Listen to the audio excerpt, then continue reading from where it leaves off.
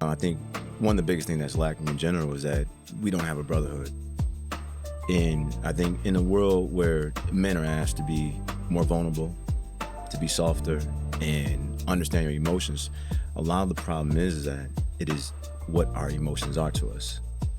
And the fact that we don't have that brotherhood is one of the great concerns about, you have this feeling that you can't necessarily process, let alone discuss with someone else, right? And if you don't have an outlet, what do you end up doing, right? Normally we find ways of rather drinking, drugs, strip clubs, women, etc. That doesn't fulfill the things that you're missing out on. Sure, band-aid solution. For sure, that's all they are. They're temporary until it runs out.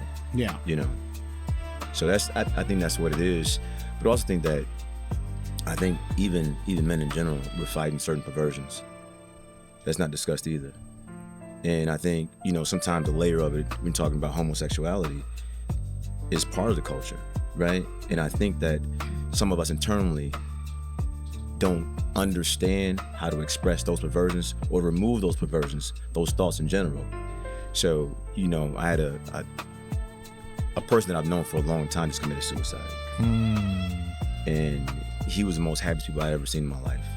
Normally, that's not normal to be as happy as he was. When you look, I was just glancing through some of his photos, and you can see the pain behind it. Yeah. Right? Yeah. No kids, no girlfriend, even though he was surrounded by women all the time.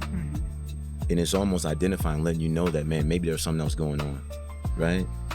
And I knew his family. They were, they were tough. But again, there's these underlying issues that aren't being addressed that layer that then lead to these unfortunate incidents.